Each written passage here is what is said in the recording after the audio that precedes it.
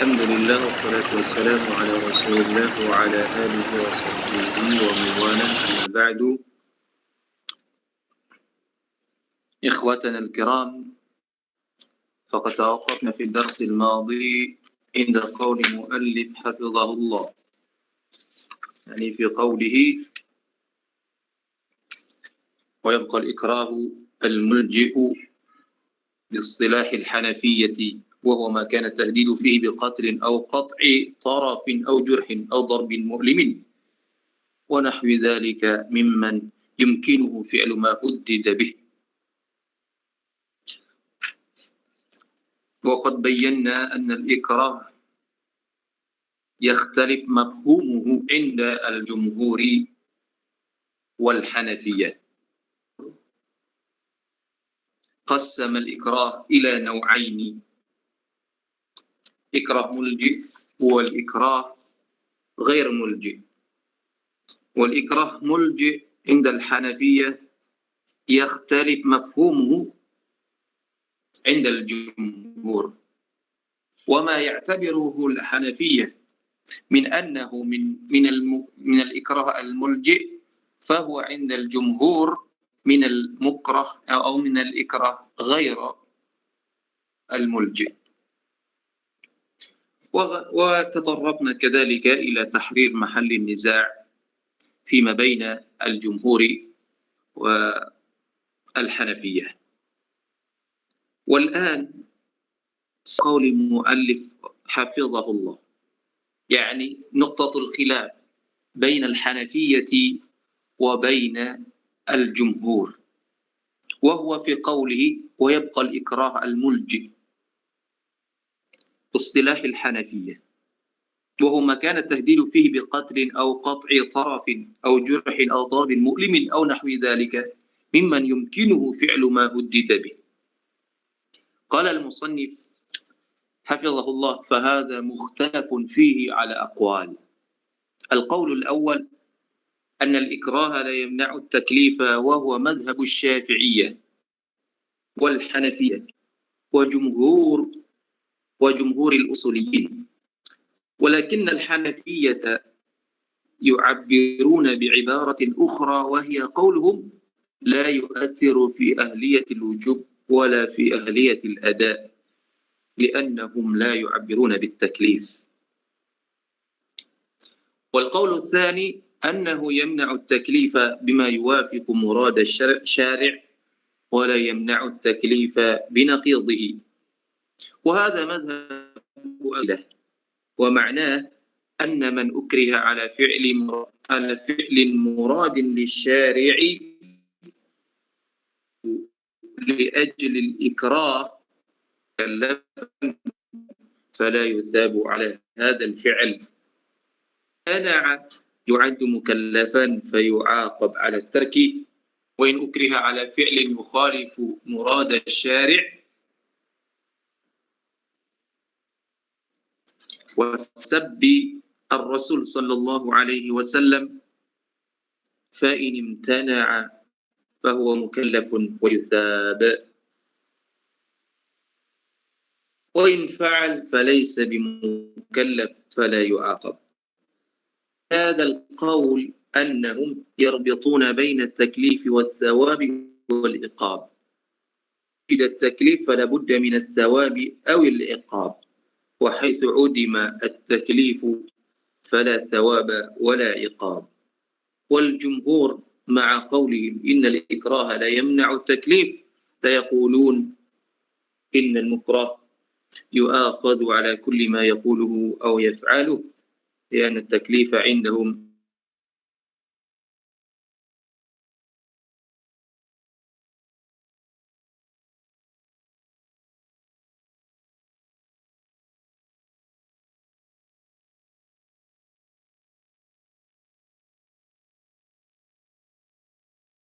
فيه تفصيل على النحو التالي.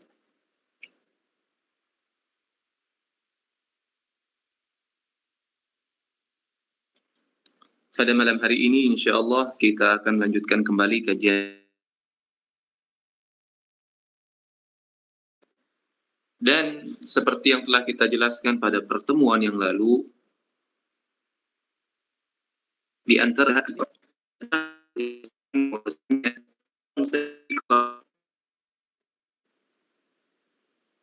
menurut jumhur adalah menurut jumhur dia terbawa mujib dan ghairu mujib.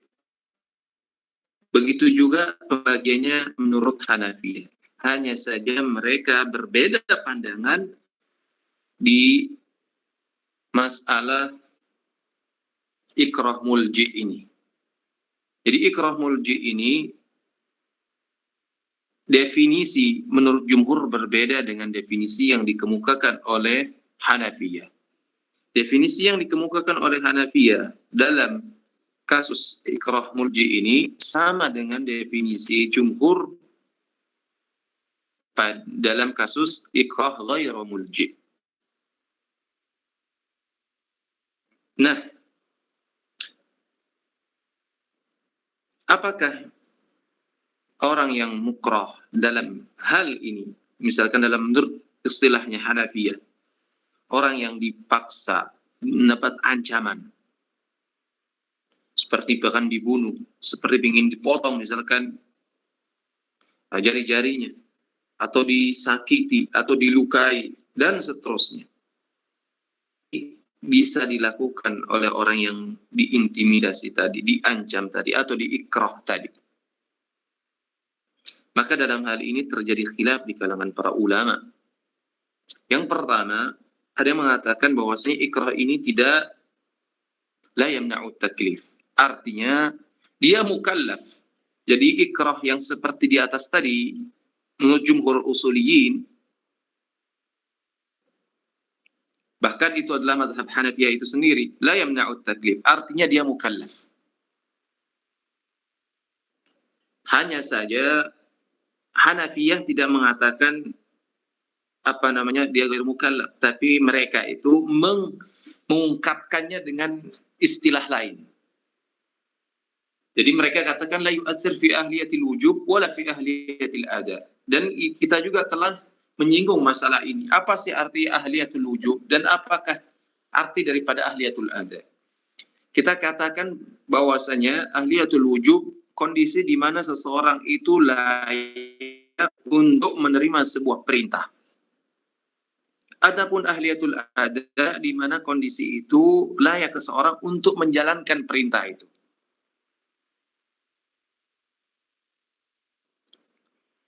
Jadi ketika Hanafiyah tidak mengungkapkan bahwasanya ikrah ini la yamna'u taklif dengan mengatakan bahwasanya ikrah ini tidak mempengaruhi daripada ahliyatul wujub ini dan juga tidak mempengaruhi pada ahliyatul ada ini. Dipahami oleh mu'allif hafizahullah bahwasanya Hanafiyah sepakat atau setuju dengan perkataan jumhur al-ulama bahwasanya ikrah yang di atas tadi, ancaman berupa membunuh atau dipotong atau disakiti, seseorang menjadi mukallaf. Kemudian pendapat yang kedua, anahu yamna'u taklif bima yuwafiqu murad asy-syari' wa la yamna'u taklif binaqidhihi, katanya. Bahwasanya ikrah yang seperti di atas itu yamna'u taklif, artinya menghalangi, termasuk di antara mawani'ut taklif, menghalangi, menjadikan hal tersebut menghalangi seorang menjadi seorang yang mukallaf. Bima yuwafiqu murad asy-syari'. Jika yamna'u taklif, jika sesuai dengan murad syari', keinginan syari', dan tidak menghalangi sesuatu itu menjadi seseorang menjadi mukallaf kalau seandainya berbeda dengan kemauan syari'. Maksudnya apa sih? Jadi ikrah yang menghalangi seseorang menjadi mukallaf jika dia sesuai dengan kemauan syari' dan tidak menghalangi itu menjadi taklif atau seorang menjadi mukallaf kalau dia bertentangan kemauan syari'. Ini pendapat Mu'tazilah. Maksudnya apa? Dijelaskan oleh muallif di sini bahwasanya maksud Mu'tazilah di atas, bahwasanya ikrah itu tidak menghalangi taklif jika berkaitan sesuai dengan kemauan syariat. Tapi kalau dia menghalangi, tidak menghalangi taklif kalau dia berbeda dengan kemauan syariat. Maksudnya, kata beliau, mu'allif di sini menjelaskan bahwasanya orang yang wa ma'na anna man ukriha ala fi'lin muradin lisyari' fa fa'alahu. Jadi seseorang kalau dipaksa melakukan perbuatan dan perbuatan tersebut diinginkan oleh syariat itu sendiri, lalu dia melakukannya karena sebab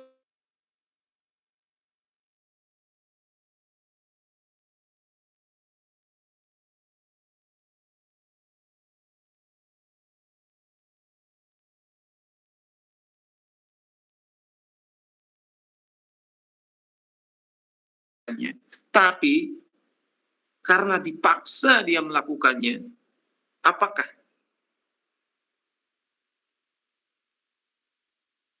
atau tidak? Ini kata Mu'tazilah, fa fa'alahu li ajli, dia tidak dianggap sebagai mukallaf.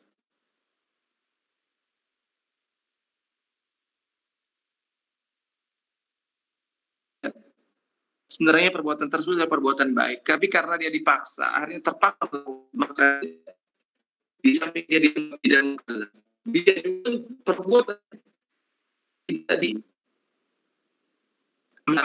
mendapatkan namanya pahala. Dan kondisi ini mungkin kalau misalnya kita terapkan kaidah ini, kita bisa terapkan di pesantren lah. Mungkin kita lihat realitanya. Mungkin para santri itu nggak mau pada tahajud, mungkin nggak mau bangun subuh, dan seterusnya. Mereka itu bangun karena sebab ada rotan. Kalau dahulu kita nyantri, itu dikit-dikit rotan, dikit-dikit rotan. Nah, mungkin kalau berdasarkan pendapat Mu'tazilah ini, jadi apa yang kita lakukan dahulu, karena misalkan seperti bangun subuh, tahajud, dan seterusnya, karena khawatir ada rotan yang akan hinggap di paha atau di punggung kita, maka kita terpaksa melakukan sholat tahajud itu, dan terpaksa bangun subuh dengan sebelum waktu lagi mungkin. Menurut Mu'tazilah, orang tersebut la yu'addu mukallafan fala yusab, bahkan katanya orang tersebut tidak akan mendapatkan pahala dari apa yang dia lakukan. Wa in imtana'a yu'addu mukallafan, tapi kalau dia menolak, maka jadi menolak melakukan hal tersebut, maka yu'addu mukallafan, maka ini orang tersebut mukallaf. Fa yu'aqab ala tark, kalau dia seandainya disuruh, dipaksa melakukan kebaikan, tidak mau, ternyata maju kena, mundur juga kena. Menurut Mu'tazilah ini mundurnya kena juga. Kalau nggak mau, maka dia termasuk orang mukallaf. Maka yu'aqab ala tark, maka dia akan mendapatkan hukuman kalau meninggalkannya. Wa in ukriha ala fi'lin yukhalifu murad asy-syari'. Jadi pembicaraan kita semua ini orang yang sudah memenuhi standarisasi taklif, ya. Bukan orang anak kecil dan sebagainya, bukan. Tapi orang yang sudah balik, orang yang sudah layak menerima khitab, baik perintah maupun larangan. Wa in ukriha, katanya, ala fi'lin yukhalifu murad asy-syari'. Nah, kalau ini kebalikannya, penjelasan dari kata Mu'tazilah, wala ina'ud taklif binaqidhi. Jadi kalau ada orang melakukan sesuatu yang menyelisihi kemauan syariat, seperti apa? Ya, segala bentuk maksiat lah, baik dia zina dan syirikan, tak beriman kepada Allah, segala bentuk dosa-dosa besar. Artinya sesuatu yang pokoknya tidak disukai oleh syariat. Nah, kalau katanya fa in imtana', jadi kalau dia disuruh melakukan kriminal, dosa,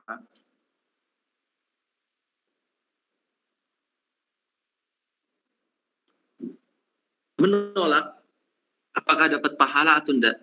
Jadi menurut Mu'tazilah fa in imtana' fa huwa mukallaf wa yusab, katanya. Mendapatkan, dia termasuk mukallaf dan juga dia termasuk mendapatkan pahala karena ketidakmauan dia.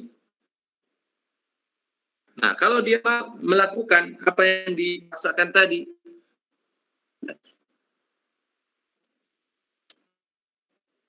wa in fa'al, kalau dia terpaksa melakukan apa yang perlu syariat, karena dia dipaksa dan mengancam jiwanya atau misalkan badannya dan seterusnya, menurut Mu'tazilah fa in fa'al falaysa bimukallaf. Jadi kalau dia pun terpaksa melakukan larang syari tersebut, dianggap bukan mukallaf. Kalau dia tidak dianggap mukallaf ketika itu, maka dia la yu'aqab, berarti jadi hukum karenanya. Kenapa sih Mu'tazilah berpandangan demikian? Seperti yang kita jelaskan tadi. Ini dijelaskan oleh mu'allif. Annahum yardituna baina taklif wal mengkaitkan antara taklif, sawab dan iqab ini. Satu kesatuan yang mana kalau seandainya ada taklif maka ada sawab dan iqab. Enggak ada taklif maka enggak ada sawab dan iqab. Makanya dia mengatakan di sini mu'allif fa haitsu wujida taklif fala budda min as-sawab wal iqab. Wa haitsu adam udima taklif fala thawab wala iqab. Nah, ini dasar yang jadi pijakan Mu'tazilah yang mengatakan pendapat di atas tadi. Wal jumhur ma'a qaulihim innal ikraha la yamna'u at-taklif la yaqulun.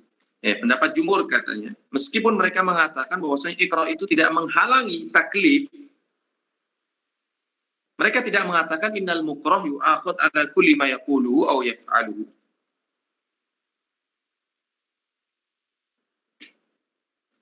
Meskipun katanya jumhur ini mengatakan ikrah ini tidak menghalangi taklif, tapi mereka tidak mengatakan bahwasanya seorang yang mukrah ini akan dihukum pada setiap ucapan dan perbuatannya.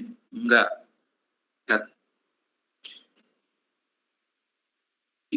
Camkan ini. Jadi sekalipun jumhur mengatakan bahwasanya ikrah itu orang mukrah ini tetap mukallaf atau ikrah ini tidak menghalangi taklif, sesuai dengan ibarat mu'allif, tapi maksudnya adalah bahwasanya orang yang mukrah ini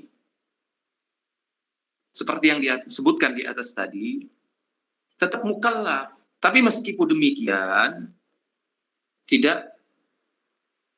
jumhur itu tidak membabi buta. Seluruh perbuatan ucapannya itu ada dianggap atau dihisab lah bahasa kita.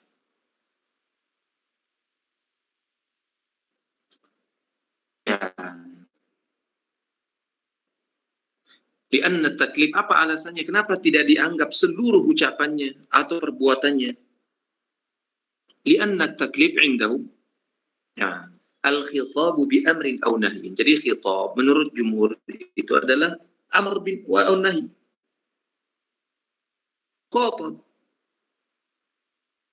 Khataban. Nah, ini di mana kondisi seorang mukrah ini sebagai mukhatab tidak mengharuskan katanya husulul thawab aw iqab. Harus ketika kita anggap dia sebagai seorang mukhatab tidak mengharuskan adanya thawab. Artinya mesti harus ada pahala ataupun hukuman. Mesti ketika kita menganggap dia mukrah ini sebagai mukhatab, sah seluruh bentuk perbuatannya, transaksinya, dan seterusnya. Oleh karenanya, mesti katanya ada hukum fikih yang menjelaskan secara detail tentang kondisi orang mukrah ini.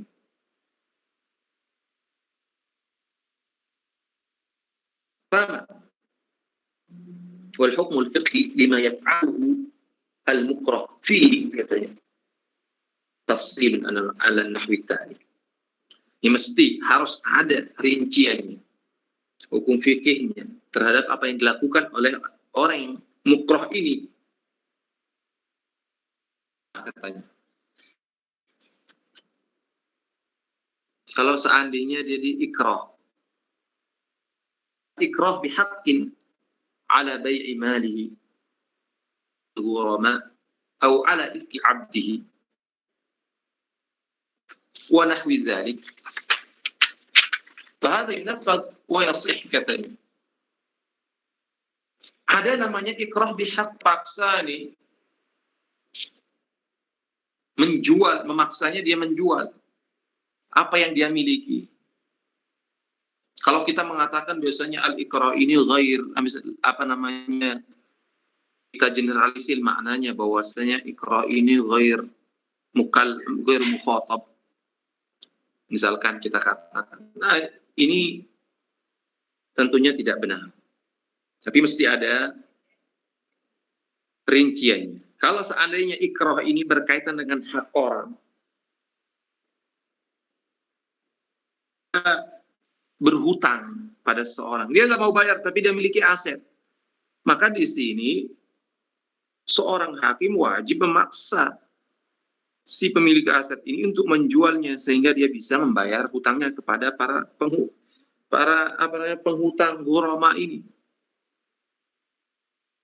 Piutang maksudnya.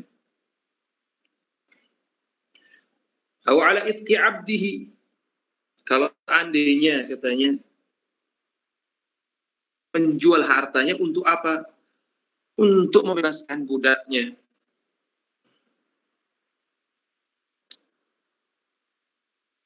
Wa nahwi dzalik. Fahadha yunaffadh wa yasih, dan hal ini dianggap dan juga berlaku. Al-ikrah. Kemudian yang kedua, al-ikrah bi ghairi haqqin. Ada jenis yang kedua, ikrah tapi enggak benar. Kalau yang tadi benar, bi haqqin. Wa hadha yakhtalif hukmuhu bi ikhtilafil mukrah alaihi.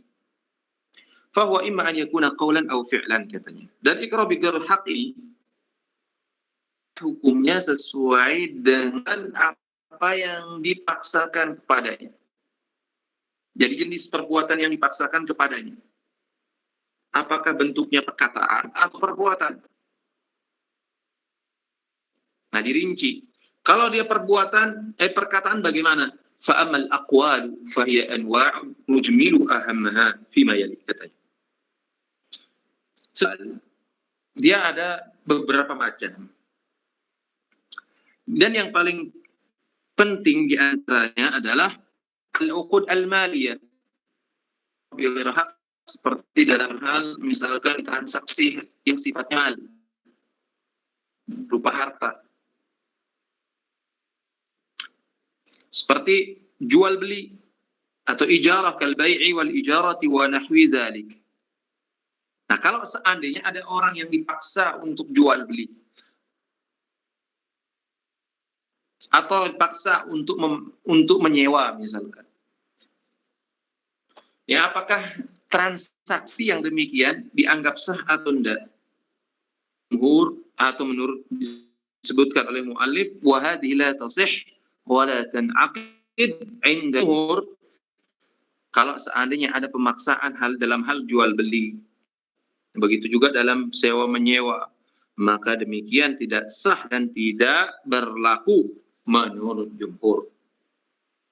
Hanafiyatu ila anha fasidah la batilah. Wa yumkin tashihuha bi ridha al-aqidain ba'da irtifa'i at-tahdid wal ikrah katanya. Kalau menurut Hanafiyah bahwasanya akad tersebut atau transaksi tersebut dianggap fasid, tidak sampai batil. Nah, telah kita jelaskan perbedaan antara fasid menurut Hanafiyah pada pertemuan yang lalu. Yani sudah. Kalau fasid, perbedaan antara keduanya yang paling signifikan adalah bahwasanya fasid itu berkaitan dengan wasfnya. Sedangkan batil itu kalau dia berkaitan dengan asnya. Jadi kalau sifatnya itu ada wasafnya katanya, maka mungkin untuk ditashih ukud tersebut dengan apa? Dengan keridhaan keduanya. Misalkan saya berikan contoh yang mudah misalkan. Jual riba itu pada hukumnya, pada asalnya kan jual beli. Tapi karena ada tambahan ini sifat. Nah, sifat ini mungkin. Jadi kalau ada terjadi riba, misalkan Anda meminjam, dan ketika itu dipaksa harus bayar bunga. Nah, kemudian mungkin orang yang memberikan piutang ini tobat, maka untuk mentashih ini akad cukup bagi dia untuk mengembalikan yang lebih tadi. Nah, itu dikatakan sebagai akad yang fasid, yang mungkin untuk ditashih lagi. Sedangkan kalau batil enggak, dia memang sudah fasid sudah batil dari asasnya, enggak bisa ditashih lagi. Ya, enggak ada perbedaan antara fasid dan batil menurut jumhur, sama saja. Dianggap akad tersebut akad yang nggak bisa ditashih, mesti diulangi lagi akadnya dengan akad yang baru. Nah, kata Hanafiyah mungkin untuk ditashih katanya jika keduanya ada saling ridha. Tapi tentunya setelah ketiadaan ancaman intimidasi atau paksaan. Yang menurut Hanafiyah. Al-'itq wan nikahu wa talaq. Kan budak atau pernikahan atau mentalak. Wahya uqudun la taqbalu al-fasakha katanya. Uqud la taqbalu al-fasakha. Enggak menerima fasakh. Wa hadhihi la taqa' ma'al ikrah katanya. Jadi uqud ini enggak akan terjadi kalau diiringi oleh ikrah. Jadi kalau seandainya orang dipaksa untuk membebaskan budak atau misalkan nikah dipaksa atau talak begitu juga dipaksa. Jadi kalau orang dipaksa menikah misalkan atau talak, hal ini tidak terjadi, tidak dianggap jika diiringi oleh ikrah. Wa inal Hanafiyah taqaqqan. Tapi menurut Hanafiyah enggak, tetap ini terjadi katanya. Ukud ini atau transaksi ini, itq ini, nikah ini, tolak ini sekalipun diiringi oleh ikrah tetap terjadi. Kenapa? Mereka beralasan di anna katanya ukud ini katanya terjadi ketika dia diiringi oleh al-hazl ma'al hazli, yaitu ketika senda gurau. Nah, kalau dia saja ketika dia diiringi oleh senda gurau saja katanya, ini sah nikah dan talak. Bagaimana hadis Nabi sallallahu alaihi wasallam, "Salasun jidduhunna jiddun wa hazluhunna jiddun." An-nikah wa talaq. Siapa satu lagi? An-nikah wa talaq wa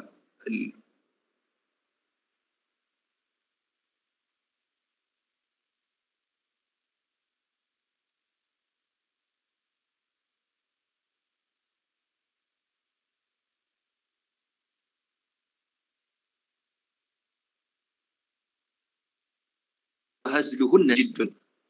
Jadi saguraunya saja dianggap sah.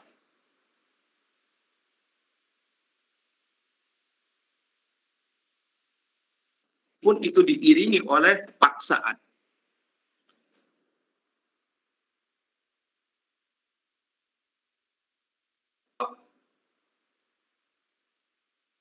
Sekalipun dia tanpa diiringi oleh taannya itu dicabut atau diambil,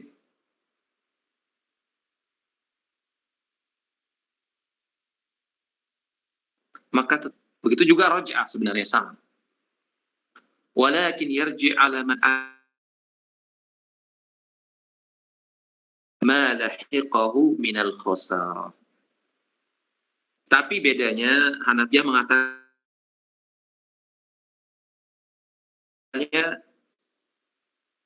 ini domannya kan karena sebab ada kerugian bagi orang yang melakukan tadi. Jadi orang itu nikah dan nikah, dia nggak mau, misalnya paksa nikah. Kerugian yang memaksakannya. Kemudian yang ketiga,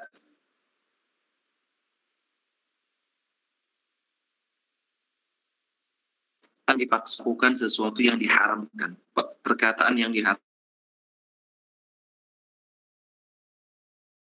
Sallallahu alaihi wasallam mengucapkan kata-kata kufur, mencaci Nabi sallallahu alaihi wasallam. Mencaci Nabi sallallahu alaihi wasallam ini kalau Islam Ibnu Taimiyah dan juga Al-Imam وهذه يعد الإكراه عذرا مسقطا لعقوبتها.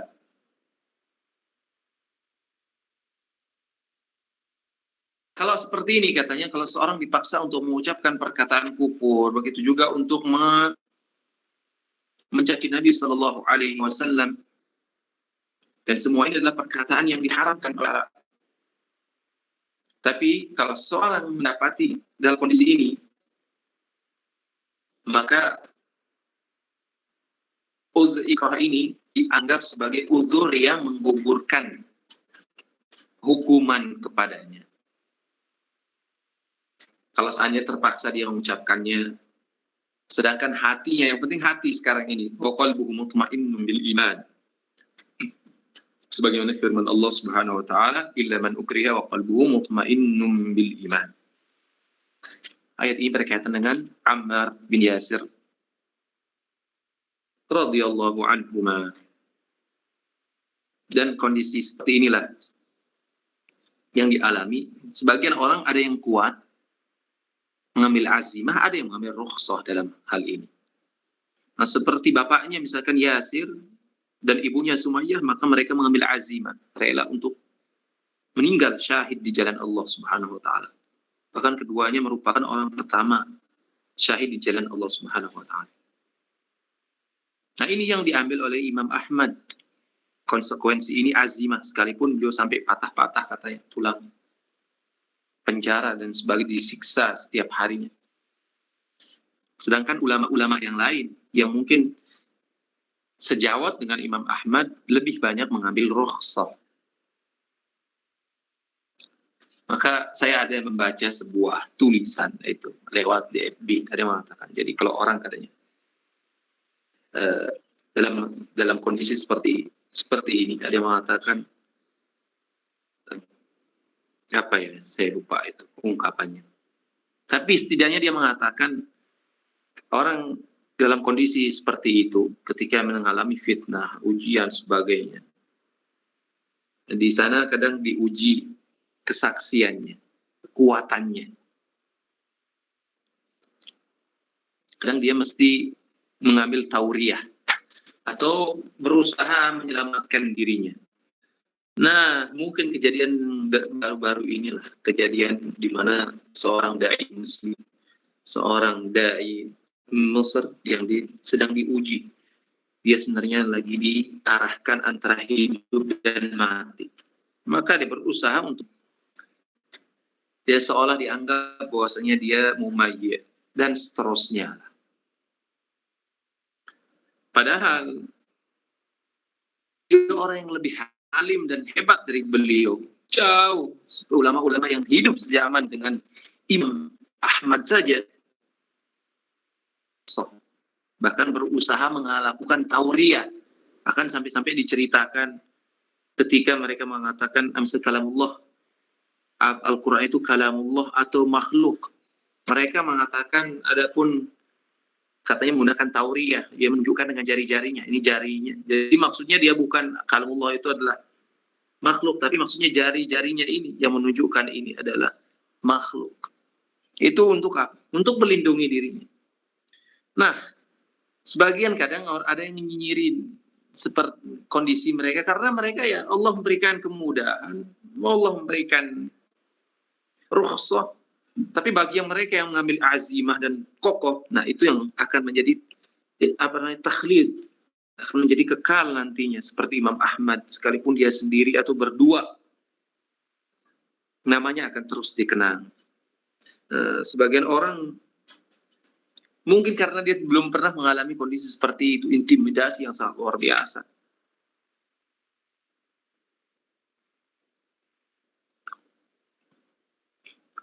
Kok kesana jadinya, tapi nggak apa-apa lah, kita kaitkan dengan konteks sekarang. وَنُطْقُ بِهَا رُخْصَةً فَإِنْ صَبَرَ عَلَى الْأَذَى وَامْتَنَعَ أُثِيبَ عَلَى ذَلِكَ. Kalau seandainya dia mau mengucapkan kata kufur, itu rukhsah. Tapi kalau dia bersabar terhadap ujian tersebut atau balak tersebut, maka dia akan mendapat pahala. Wa ammal qadhaf wa nahwihi, wa ammal qadhaf wa nahwuhu fal ikrah yusqitu uqubatahu wal ithma al mutarattiba alaihi. Adapun kalau seandainya qadhaf, artinya menuduh orang melakukan zina dan seterusnya, maka ikrah ini yusqitu uqubatahu, yakni menggugurkan hukumannya. Dalam artian, kalau seorang dipaksa untuk menuduh orang lain melakukan apa, misalkan, maka kalau telah jelas bahwasanya itu adalah bentuk paksaan, maka hal itu menggugurkan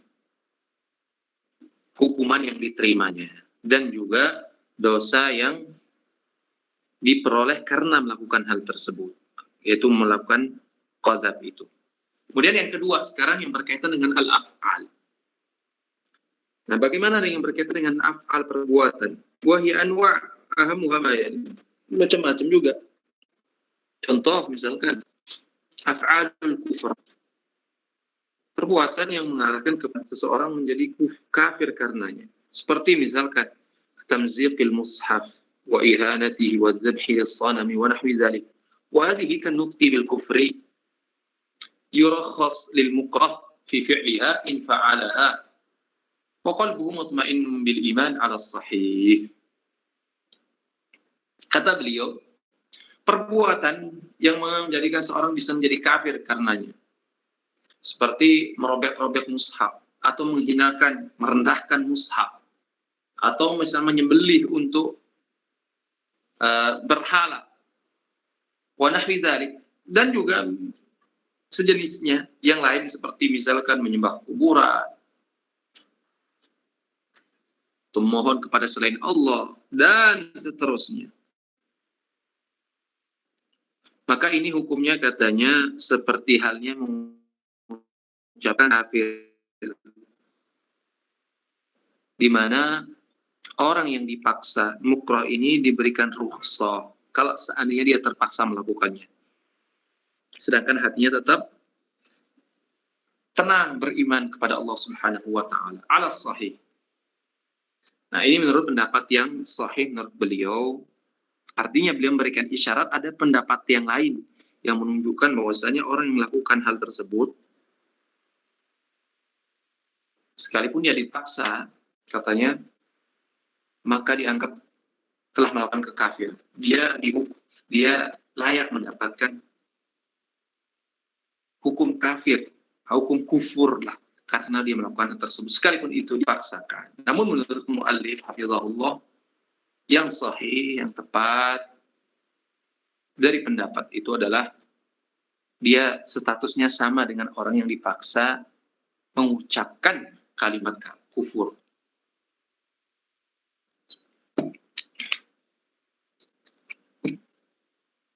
وذهب بعض العلماء إلى أنه يؤاخذ عليها لحديث رجلين اللذين مرا على صنم لا يجوزه أحد حتى يقرب إليه قربانا فامتنع أحدهما فقتلوه فدخل الجنة وقال الآخر لا أجد ما أقربه له فقالوا قرب ولو ذبابا فقرب ذبابا فدخل النار أخرجه ابن شيبة من حديث سلمان رضي الله عنه.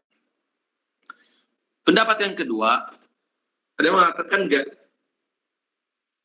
Kalau berkaitan dengan perbuatan, katanya maka dia mendapatkan hukuman. Hal itu didasari oleh hadis dua orang yang lewat pada sebuah berhala. Akan dilewati oleh seorang pun kecuali wajib baginya untuk berkurban untuk berhala itu. Jadi mempersembahkan kurban untuk berhala itu. Salah satu di antara keduanya, maka dia pun dibunuh. Masuk surga. Sedangkan satunya lagi, dia mengatakan beralasan, la ajidu ma uqarribuhu lah. Artinya dia sudah dari awal memang sudah menyerah. Dalam artian, dia sudah ini sudah menganggap enteng atau bagaimana. Dia mengatakan, saya nggak ada yang harus saya bisa kurbankan di sini, katanya. Yang orang-orang itu mengatakan, ya sudah, katanya. Sekalipun itu adalah lalat, nggak masalah. Yang penting Anda kurbankan. Menurut kami nggak penting itu besar kecil. Yang penting apa saja yang bisa Anda gunakan untuk berkurban untuk berhala ini, itu sudah cukup bagi kami, maka kami akan melepaskan kalian. Katanya. Tapi orang ini mengatakan, oke lah kayak gitu. Akhirnya dia mendapati lalat lalu dikurbankan untuk berhala tersebut. Maka apa yang terjadi? Pada khalan nar, katanya. Maka masuk nerakalah dia. Nah, inilah dalil yang dijadikan oleh pendapat yang kedua ini, bahwasanya kalau sifatnya perbuatan, sekalipun itu dipaksa, maka dia mendapatkan hukuman karenanya. Dengan dalil kisah dua orang ini. Pernyataan itu. Dia katakan, waswab adamu mu'akhadatihi. Yang tepat, adalah dia tidak dihukum karenanya. Wa hadzal haditsu la dalila fihi ala mas'alatina. Katanya dalil itu tidak menunjukkan kasus kita ini.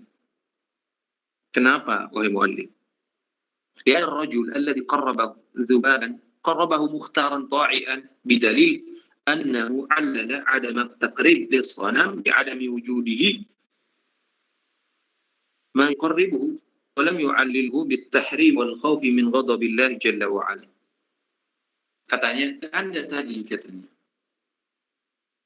di mana seorang dia melakukan berkurban dengan seekor lalat, dia lakukan semua kemauan dia, mukhtaran, ta'ian, kemauan dia saja katanya. Karena dia beralasan bahwasanya dia tidak mendapati apa yang mesti dia gunakan untuk bisa berkurban pada berhala itu. Bukan malah dia berdalil, maaf, boleh berkurban kepada berhala Anda, karena saya takut pada Allah, karena ini merupakan jalan kekufuran, jalan di mana seseorang bisa kafir karena dia menyembah selain pada Allah. Asal enggak, awas kamu katanya. Saya kurbankan pada berhala ini. Akhirnya diberikan, ya sudah, kalau Anda merasa tidak bawa apapun yang untuk dikorbankan, ya sudah, lalat aja. Ya udah, ya apa-apa lah. Kalau Allah berikan isyarat bahwa orang ini sebenarnya mukhtar, artinya dia mau aja. Dia nggak peduli, santai aja katanya. Dia melakukannya bukan semata-mata karena dia takut keimanannya ini akan hilang. Kemudian yang kedua katanya, wa yumkin an yujab bi anna hadha fi syar'i man qablana. Bisa juga dijawab, adapun kisah di atas tadi ini berkait cara man qablana. Wa qad jaa syar'una bi khilafi fa abaha lana an-nutqa bi kalimatil kufri ma'a tuma'ninatil qalbi. mungkin dijawab katanya, adapun kisah tadi berkaitan dengan syarat man qablana. Artinya syarat sebelum Nabi SAW diutus. Sedangkan syarat kita membolehkan katanya datang menyelisihi apa yang tadi antum sebutkan. Kita membolehkan perbuatan untuk mengucapkan kalimat kekufuran dengan ketenangan hati, tetap dalam keimanan, seperti kisah Amr bin Yasir ini yang Allah Subhanahu wa taala sebutkan, illa man ukriha wa qalbuhu mutmainnun bil iman walakin man syaraha bil kufri sadra wa qala alaihi salam inna Allah tajawaza li ummati 'anil khata'i wan nisyani wa mastukrihu 'alaihi al-aqwal wal af'ali wal kufriyah. Allah Subhanahu wa taala memaafkan untuk umatnya dari kesalahan, kekeliruan, kesalahan, kelupaan, dan apa yang mereka dipaksa untuk melakukannya. Aqwali wal af'ali al-kufriyah. Tidak ada perbedaan antara ucapan dan perbuatan yang bersifat kufur ini, kata muallif hafizahullah. Kalau kita kembali, misalkan innamal a'malu binniyat. Binniyat. Amal itu apakah mencakup hanya amal jawarih atau dia juga mencakup amal kita termasuk amal. Ulama kan ketika membicarakan tentang misalkan mereka mengatakan qaul lisan itu juga termasuk amal. Tidak hanya jawarih kita yang lain. Misalkan menyokong apa yang disebutkan oleh mu'alif di sini. Memang kita katakan bahwasanya antara qaul dan perbuatan atau amal ini la farqa bainahuma. Kan adalah qaul itu sendiri, begitu juga perbuatan atau jawarih kita.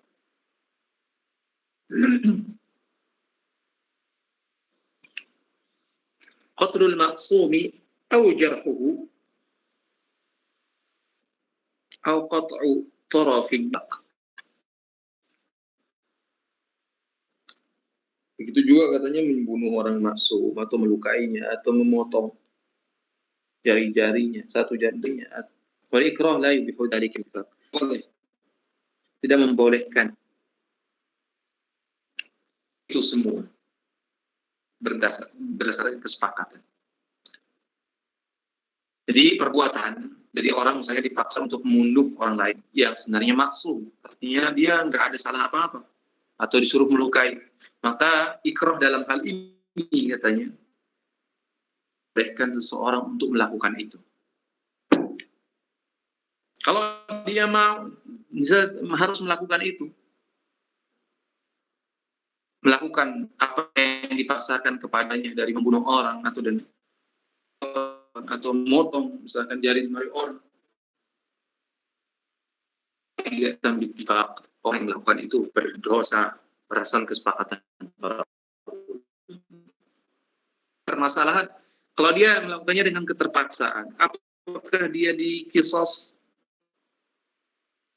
karena melakukan kriminal itu terjadi khilaf ukhtulifa fi dzalik, terjadi khilaf di antara dalam masalah tersebut. Faqila yuqtassu minal mukrah wa qila yuqtassu minal mukrah wal mukrih wa qila yuqtassu minal mukrah wa qila yasqutul qisas wa shawab al-iqtisas minal mukrah bil fath. Ada di khilaf, ada yang mengatakan bahwasanya kisah dari atau dari mukrah, ada yang mengatakan mukrah sama mukrih sama di kisos keduanya. Ada yang mengatakan enggak, yang di kisos adalah mukrih ini. Mengatakan enggak, gugur kisos ini. Enggak ada kisos pada siapa saja. Tapi menurut mu'allif yang tepat pendapat adalah iktisas minal mukrah, yaitu orang yang melakukan secara langsung tadi. Sini kan ada mubashir mutasabbib. Jadi mukrih ini mutasabbib. Mukrah ini. Jadi bukan ini sebenarnya dia mendahulukan dirinya daripada orang lain. Padahal tidak ada yang lebih utama dia dengan orang lain ini. Hak untuk mendapatkan hukuman. Kedua, yang ketiga, azina bihubu bittifaq. Jadi zina juga katanya. Jadi kalau orang dipaksa untuk melakukan zina, menjadi kalkan seorang boleh melakukan zina. Qamatil had al-mukrah. Jadi kalau terjadi bagaimana? Saat melakukan zina terus akhirnya terjadi. Apakah orang tersebut dijatuhkan had kepadanya atau tidak? As-shawabu la annahu la hadda alaihi. Karena hudud tudra'u bisyubuhat. Karena hudud ini, had ini ditolak dengan adanya syubhat. Wal ikrah syubhatun qawiyah. Al-mukrih fala hadda alaihi ittifaq katanya. Karena ikrah ini merupakan syubhat yang cukup kuat menjadi alasan dijatuhkan had kepadanya. Adapun orang mukrih ini maka disepakati tidak ada had baginya. وفرق بعضهم بين المرأة والرجل فقال إن أكرهت المرأة على الزنا وإن أكره الرجل ففعل فعليه الإثم لأن الزنا لا يكون إلا باختياره غير الشهوة وانتشار فإن حصل منه ذلك كان مطاوعا مختارا.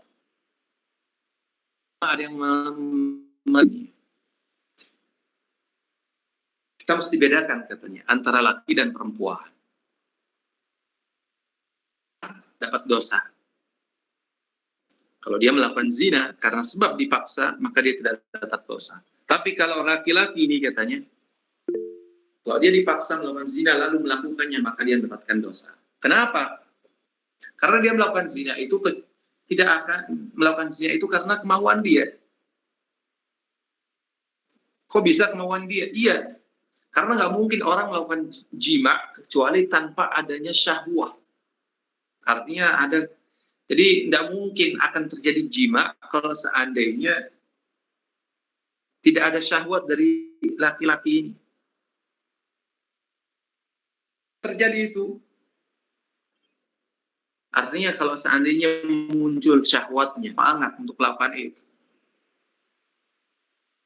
Maka karena mutawian mukhtar, dia dianggap memang sukarela dan juga mukhtar.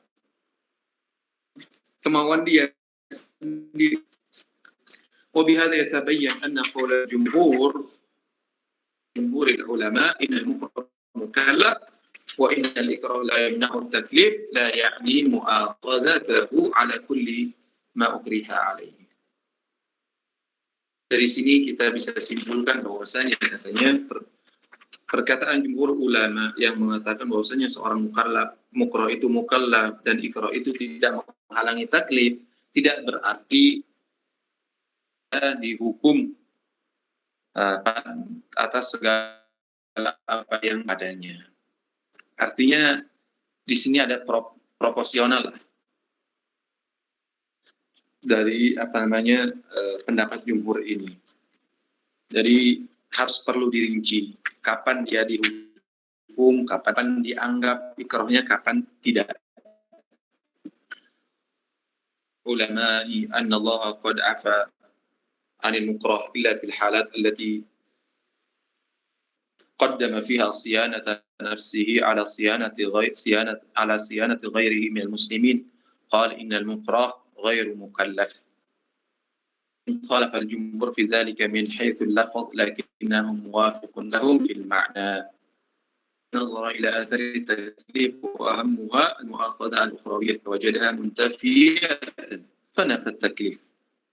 عدم التكليف المكره هو الأليق بمذهب السلف والأقرب إلى ظاهر القرآن والسنة لأن الله تعالى لم يؤاخذ للكفر مكرها فقال تعالى قلبه مطمئن بالإيمان ولكن من شرح بالكفر صدرا والرسول صلى الله عليه وسلم قال إن الله تجاوز لأمتي عن الخطأ والنسيان وما استكرهوا عليه. والتكليف مع الإكراه فيه حرج شديد ومشقة عظيمة. والله تعالى يقول ليلة وسعها، ويقول وما جعل عليكم في الدين من حرج، ويقول ما يريد الله ليجعل عليكم من حرج ولكن يراكم. والإجماع الذي حكوه على أن الإكراه لا يبيح قتل المعصوم والزنا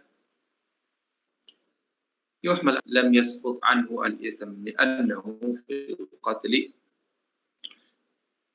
قدم مصلحة نفسه على مصلحة أخيه المسلم. عليه السلام يقول لا يؤمن أحدكم حتى يحب لأخيه ما يحب لنفسه. وبمسألة الزنا لأن القرينة تدل على أنه أقدم على الزنا لشهوة، وإلا لما استطاع أن يجامع. وأما المرأة المغتصبة غير المطاوعة فهي غير مكلفة على الصحيح.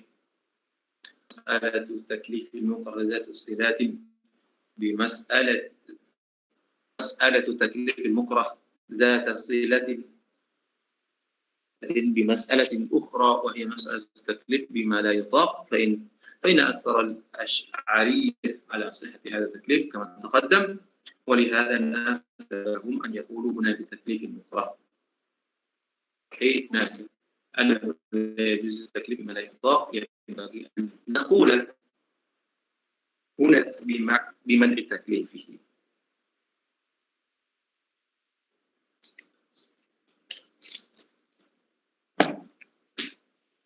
Ini kesimpulan akhir mu'allif, bahwasanya katanya sebagian ulama yang memandang bahwasanya Allah Subhanahu wa taala maafkan orang yang dipaksa tadi kecuali pada kondisi-kondisi tertentu yang mana dia mendahulukan menjaga dirinya daripada orang lain, dari kalangan muslimin. Dia mengatakan bahwasanya orang yang mukrah ini ghairu mukallaf. Khalaf al-jumhur fi dzalik. Nah, itu pendapat di atas tadi katanya sekalipun menyelisihi pendapat jumhur dari sisi lafaz, tapi sesuai dengan pendapat jumhur dari sisi makna. Ghairu annahu lain, kecuali melainkan dia itu pendapat tersebut melihat daripada asar atau kan, tetapi katanya dia melihat daripada asar atau efek dari taklif ini. Dan yang paling penting dari taklif tersebut adalah asarnya adalah hukuman yang sifatnya ukhrawi. Tapi dia mendapatinya hal ini tidak ada ketika dia mendapati mu'akhadzah ukhrawiyah ini karena telah dimaafkan oleh Allah Subhanahu wa taala muntafiyah, maka dia pun berpendapat bahwasanya ada, artinya anal mukrah ghair mukallaf. Dia mengatakan bahwasanya mukrah itu ghair mukallaf. Pendapat mengatakan bahwasanya ketiadaan taklif mukrah ini, maksudnya orang yang mukrah ini ghair mukallaf, itu adalah pendapat yang lebih layak untuk kepada mazhab salaf, kata beliau. Hal itu dekat kepada ayat Nabi sallallahu alaihi wasallam, di mana Allah Subhanahu wa taala tidak menghukum orang yang mengucapkan kalimat kufur secara paksa karena dipaksa, sebagaimana mengulanginya. Juga katanya taklif yang diiringi oleh ikrah ini merupakan haraj syadid, masyaqqah azimah, artinya kesulitan yang sangat luar biasa beratnya. Padahal Allah Subhanahu wa taala tidak membebani atau tidak mentaklif seorang hamba sesuai dengan kemampuannya. Nah, ikrah ini merupakan bentuk kalau seorang muslim mukallaf dalam kondisi ikrah ini merupakan haraj syadid katanya. Adapun ijma' yang dinukil bahwasanya dan zina tidak membolehkan orang berzina, itu semuanya dibawa kepada makna bahwasanya tidak gugur padanya dosa. Jadi yuhmal ala annahu lam yasqut anhu al-itsm. Jadi pelakunya itu tidak gugur dosanya. Kenapa? Karena orang yang melakukan pembunuhan tadi dia mendahulukan kemauan dirinya atau maslahat dirinya dibanding maslahat saudara muslimnya. Sedangkan Rasulullah SAW pernah mengatakan bahwa tidak beriman seseorang, tidak sempurna di sini maknanya. Lam di sini la yu'minu ahadukum, yakni imanan kamilan maksudnya. Sehingga dia mencintai saudaranya seperti dia mencintai dirinya sendiri. Adapun masalah zina ini, adapun qarinah yang menunjukkan bahwasanya dia melakukan zina ini karena ada syahwat. Kalau tidak demikian katanya nggak mungkin dia akan bisa melakukan jima'.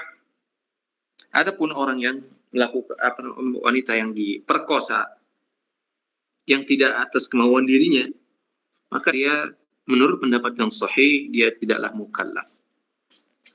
Kemudian beliau mengakhiri seluruh masalah ini dengan mengaitkan dengan masalah at-taqlid bima la yutaq. Jadi mu'allif hafizahullah sebagaimana telah kita sebutkan sebelumnya dan pelajaran yang telah lewat mengatakan bahwasannya at-taqlid bima la yutaq la yajuz at-taqlid bima la yutaq, kata mu'allif hafizahullah dalam pertemuan yang kita lalu. Kemudian beliau menjelaskan dengan dalil begitu banyak, la yukallifullahu nafsan illa wus'aha wa ma ja'ala 'alaikum fid din min haraj, dan ma yuridullahu liyaj'ala 'alaikum min haraj fattaqullaha mastata'tum, dan seterusnya. Ada dalil begitu banyak menunjukkan bahwasanya agama inilah agama yang mudah, yang tidak memberatkan. Dan taklif bima la yutaq ini merupakan haraj syadid, maka mesti muntafi dari syariat kita. Nah, kata mu'allif begitu juga dalam hal ikrah ini merupakan haraj. Ada kesamaan di sini karena dia termasuk mirip atau setidaknya mendekati taklif bima la yutaq katanya.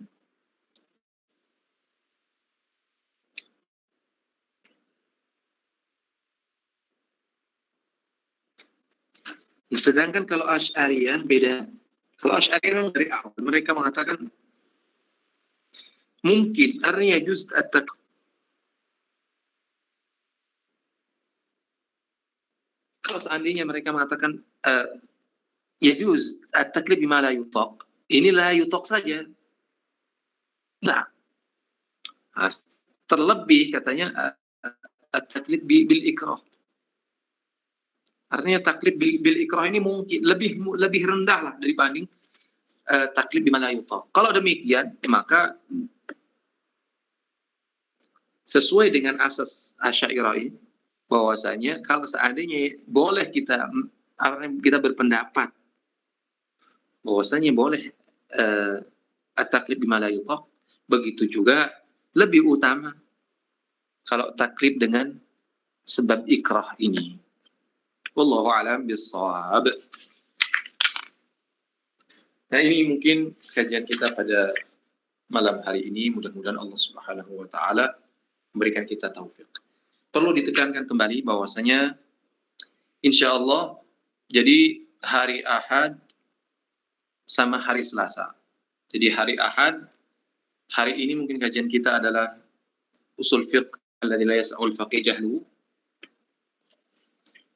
Kemudian Selasa besok insyaallah akan ngaji waraqah. Adapun minggu atau Ahad depan itu kita akan mengkaji waraqah, kemudian Selasa kitab.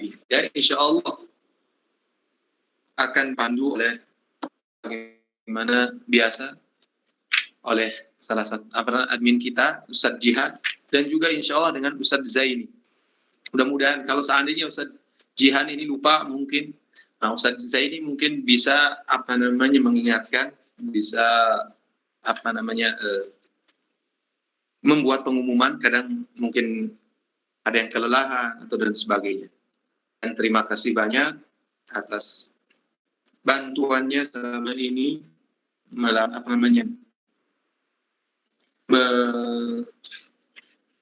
menyukseskanlah atau melancarkan kegiatan kita ini. Mudah-mudahan Allah Subhanahu wa taala memberikan kita taufiknya dan memberikan kita ilmu yang bermanfaat. Amin amin ya rabbal alamin. Ya kan? Dari apa penjelasan kita, dan insya Allah pada pertemuan yang akan datang pembahasannya akan jauh lebih nikmat lagi, karena kita akan mulai membahas tentang adillatul ahkam asy-syar'iyyah. Nah, ini mulai kita membahas tentang masail atau lub daripada masail usul fikih ini. Adillah al-ahkam syar'iyyah. Nah, ini pembahasan yang sangat urgen sekali. Atau bisa dikatakan lub usul fikih ini. Adillah al-ahkam asy-syar'iyyah. Oleh karena Subki mendefinisikan usul fikih itu adalah adillatul fiqhi. Karena memang pada umumnya pada objek daripada usul fikih ini cuma satu menurut Subki, yaitu adillatul fiqhi, adillahnya. Adapun yang selanjutnya itu karena memang kita tidak mungkin memahami adillah kecuali dengan memahami dilalatnya. Dan nggak mungkin kita memahami dilalatnya kecuali mengetahui siapa orang yang mampu melihat menggunakan dilalat ini untuk mengkaji dalil ini sehingga dia bisa diletakkan pada tempatnya. Nah, jadi menurut Subki, pembahasan dilalat dan pembahasan tentang istihad dan taklid itu adalah pelengkap saja. Karena nggak mungkin kita memahami dalil kecuali dengan memahami itu. Sehingga dia masuk bahasan usul fikih itu sebagai sekunder, bukan primernya. Tapi usul fikih itu sendiri adalah adillatul fiqhi sebagaimana disebutkan oleh Subki. Adapun kalau seperti Ar-Razi dan diikuti oleh Al-Baydawi dalam minhajnya, maka dia mengatakan usul fikih itu adalah 3 hal ini, yaitu ada dalil, yang kedua adalah dilalat, yang ketiga adalah, makanya mereka mendefinisikan usul fikih itu sebagai apa? Adillatul fiqhi al-ijmaliyah. Ma'rifat adillatul fiqhi al-ijmaliyah. Kemudian wa kaifiyat al-istifadati minha wa hali al-mustafid. Nah, inilah pembahasannya. Wallahu a'lam bishawab. Mudah-mudahan kita tetap semangat untuk mengaji kitab ini. Mudah-mudahan kita bisa menyelesaikannya. Dan setidaknya kita telah menguasai mayoritaslah pembahasan usul fikih, mabahis usul fikih secara detail. Sehingga nanti setidaknya kita bisa menggunakannya, mempraktekannya dalam membaca hadis, ayat, dan kitab para ulama. Allahu a'lam bishawab. Kita tutup dengan doa kafaratul majelis. Kalau nanti ada pertanyaan mungkin saya akhirkan pada pertemuan yang akan datang insyaallah. Subhanallah bihamdika asyhadu an la ilaha illa anta astaghfiruka wa atubu ilaik. Assalamualaikum warahmatullahi wabarakatuh.